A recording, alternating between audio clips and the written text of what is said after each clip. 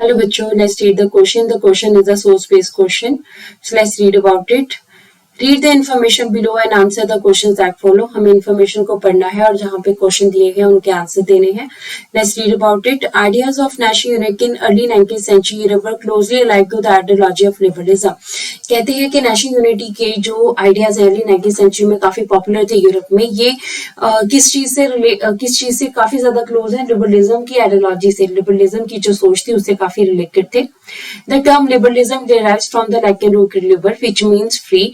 Liberalism एक Latin root liber से लिया गया है जिसका मतलब फ्री होता है. For the new middle classes liberalism stood for freedom for the individual and equality of all before the law. New middle class के लिए लिबरलिज्म का मतलब क्या था?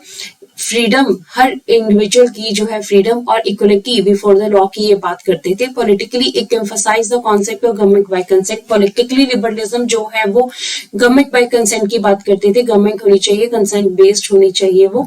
Since the French revolution liberalism had stood for the end of autocracy and clerical privileges, a constitution and representative government. French revolution की अगर बात करें तब से ये लिबरलिज्म किस चीज की बात करता था? ऑटोक्रेसी को खत्म करने की, क्लरिकल प्रिविलेजेस को खत्म करने की, एक कॉन्स्टिट्यूशन एंड रिप्रेजेंटेटिव गवर्नमेंट बनाने की. किसके थ्रू द पार्लियामेंट. पार्लियामेंट होनी चाहिए, कॉन्स्टिट्यूशन होना चाहिए और रिप्रेजेंटेटिव गवर्नमेंट होनी चाहिए. ये इनकी डिमांड थी.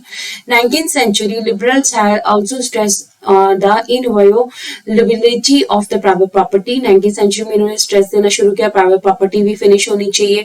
European governments were driven by a spirit of conservatism. अब यूरोपियन गवर्नमेंट जो है उस टाइम के ऊपर कंजर्वेटिज्म की बात कर रही थी.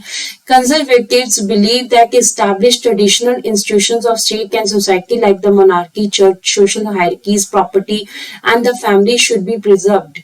अब देखिए जो कंजर्वेटिव्स थे वो क्या चाहते थे? जो पुराने ट्रेडिशनल इंस्टीट्यूशन उस टाइम के ऊपर चल रहे थे, जैसे मोनार्की हो गया, चर्च हो गया, सोशल हायरार्कीज, हेरिडिटरी सिस्टम हो गया, प्रॉपर्टी हो गया, फैमिली हो गया, ये प्रिजर्व किए जाए, दोबारा से प्रिजर्व किए जाए. Most conservatives however did not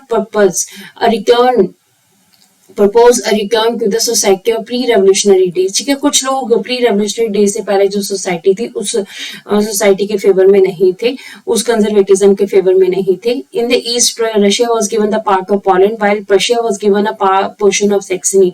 eastern side में रशिया जो है इसको पोलैंड का पार्ट दिया गया, प्रशिया जो है इसको सैक्सनी का पार्ट दिया गया. The main intention was to restore the monarchies that had been overthrown by Napoleon.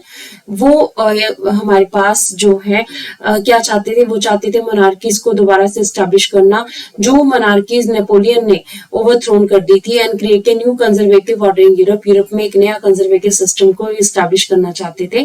Conservative regime setup in 1815 were autocratic. अब जो कंजर्वेटिव रीजन 1815 में बनी थी वो सारे क्या थे? ऑटोक्रेटिक थे. They did not tolerate criticism and dissent. वो क्रिटिसिज्म और डाइसेंट बिल्कुल भी उनको पसंद नहीं था. And sought to curb activities and question the legitimacy of autocratic government. वो नहीं चाहते थे कोई भी ऑटोक्रेटिक गवर्नमेंट की लेजिटिमेसी के ऊपर, कोई भी उनके वजूद के ऊपर, ऑटोक्रेटिक गवर्नमेंट के ऊपर कोई भी किसी भी तरह का जो है वो क्वेश्चन किए जाए, इस चीज के बिल्कुल खिलाफ थे. So what the question says when did conservatism set up. Conservatism कब सेटअप हुआ? We are having 4 option: 1816, 1815, 1817 and 1818. So let's read about it. अब यहाँ पे कंजर्वेटिविज्म जो है की कॉन्सेप्ट है हमारे पास, इसके बारे में पढ़ लेते हैं.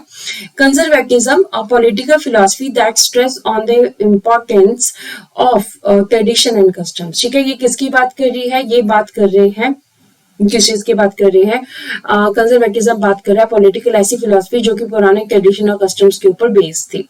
सो आंसर की अगर हम बात करें, after the defeat of Napoleon in the battle of Waterloo, Vienna Congress was held in 1815 to undo all the changes done by the Napoleon. Vienna Congress 1815 में हेल्ड हुई.